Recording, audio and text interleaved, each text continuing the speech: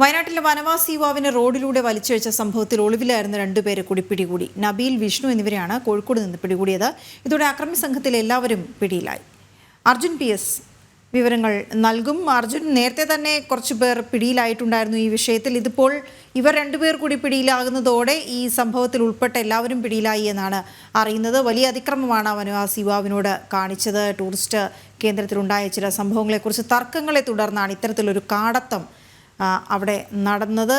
ഏതായാലും രണ്ടുപേരെ കൂടി, നബീൽ, വിഷ്ണു, ഇവർ രണ്ടുപേരായിരുന്നു ഒളിവിലുണ്ടായിരുന്നത്. അവർ രണ്ടുപേരെ കൂടി പിടികൂടാൻ ഇപ്പോൾ കഴിഞ്ഞിട്ടുണ്ട് എന്നുള്ളതാണ്. അക്രമിസംഘത്തിലെ എല്ലാവരും പിടിയിലായിരുന്നു. ആ ദൃശ്യങ്ങൾ സമൂഹ മനസാക്ഷിയെ ഞെട്ടിക്കുന്നതായിരുന്നു. അർജുൻ PS വിവരങ്ങൾ നൽകും. അർജുൻ, എപ്പോഴാണ് ഈ രണ്ടുപേർ കൂടി പിടിയിലായത്?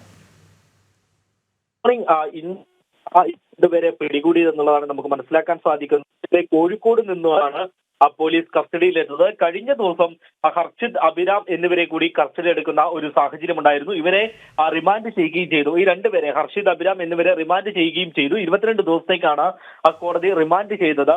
ഇന്ന് രാവിലെ ഇന്നലെ പിടികൂടിയ നബീലിനെയും വിഷ്ണുവിനെയും കോടതി ഹാജരാക്കുമെന്നാണ് നമുക്ക് മനസ്സിലാക്കാൻ സാധിക്കുന്നത്. ഇതിനാൽ തന്നെയും വലിയ രീതിയിലുള്ള ഒരു പ്രതിഷേധം ജില്ലയിലാകെ ഉയരുന്ന ഒരു സാഹചര്യമാണ് ഇപ്പോൾ ഉള്ളത്. അതായത് കേരള സർക്കാരിന്റെ കീഴിൽ, ഇപ്പോഴത്തെ സർക്കാരിന്റെ കീഴിൽ വനവാസി വിഭാഗം യാതൊരു വിധത്തിലുള്ള സുരക്ഷയും അവർക്കില്ല എന്നുള്ളത് തന്നെയാണ് പ്രധാനമായും പാർട്ടികളൊക്കെ, പ്രതിപക്ഷ പാർട്ടികളൊക്കെ ഉയർത്തി കാണിക്കുന്നത്. അതായത് ഇത്തരത്തിൽ കഴിഞ്ഞ ദിവസം മറ്റൊരു സംഭവം ഉണ്ടായിരുന്നു. വനവാസി യുവതിയെ ആംബുലൻസ് ഇല്ലാത്തതിനെ തുടർന്ന് ഓട്ടോറിക്ഷയിൽ കൊണ്ടുപോകുന്ന ഒരു സാഹചര്യം ഉണ്ടായിരുന്നു. ഇതൊക്കെ തന്നെയും കൂട്ടിച്ചേർത്തുകൊണ്ട് വായിക്കുമ്പോൾ ഈ ഒരു കേരളത്തിൽ വനവാസികൾക്ക് ഇവിടെ താമസിക്കാൻ കഴിയില്ല, അവരെ സംരക്ഷിക്കാൻ സർക്കാർ ആകുന്നില്ല എന്നുള്ള ഒരു പ്രധാന ആരോപണമാണ് പ്രതിപക്ഷ പാർട്ടികൾ ആകെ ഉയർത്തുന്നത്. എന്തിനാ തന്നെ വലിയ രീതിയിൽ നമ്മുടെ മനസാക്ഷിയെ ഞെട്ടിക്കുന്ന ഒരു രീതിയിലുള്ള ഒരു സംഭവമായിരുന്നു ഈ വനവാസി യുവാവിനെ വലിച്ചിരിക്കുന്ന ഒരു സാഹചര്യം. ഈ 4 പേർ ഈ ഒരു പ്രദേശത്ത് എത്തുകയും ഈ ഡാം കാണുവാൻ എത്തുകയും തുടർന്ന് മറ്റുള്ള ഒരു സംഘവുമായി തർക്കത്തിൽ ഏർപ്പെടുകയും ചെയ്തിരുന്നു. ഇത് കണ്ട നാട്ടുകാരും ഈ വനവാസി യുവാവും അവിടെ എത്തുകയും ഇവരെ പിടിച്ചു മാറ്റാൻ ശ്രമിക്കുന്നതിനിടെ വനവാസി യുവാവിന്റെ കൈ പിടിച്ചുകൊണ്ട് കാറിൽ വലിച്ചു കൊണ്ടുപോകുന്ന ടാറിട്ട റോഡിലൂടെ 1/2 കിലോമീറ്ററിലധികം വലിച്ചു കൊണ്ടുപോകുന്ന കാഴ്ചയാണ് നമുക്ക് കാണുവാൻ സാധിച്ചത്. വലിയ മനസാക്ഷിയെ ഞെട്ടിക്കുന്ന രീതിയിൽ, അല്ലെങ്കിൽ ആർക്കും ചിന്തിക്കാൻ കഴിയാത്തത്ര വലിയൊരു ക്രൂരത തന്നെയാണ് ഇതെന്നുള്ളതാണ് നമുക്ക് മനസ്സിലാക്കാൻ. തുടർന്ന് ഇദ്ദേഹത്തിന്റെ കൈക്കും കാലിനും അതുപോലെ തന്നെ ദേഹത്ത് മുഴുവൻ വലിയ രീതിയിലുള്ള പോറലുണ്ടാവുകയും സാരമായ പരിക്കേൽക്കുകയും ചെയ്തിരുന്നു. അദ്ദേഹം ഇപ്പോഴും ചികിത്സയിൽ തുടരുകയാണ്.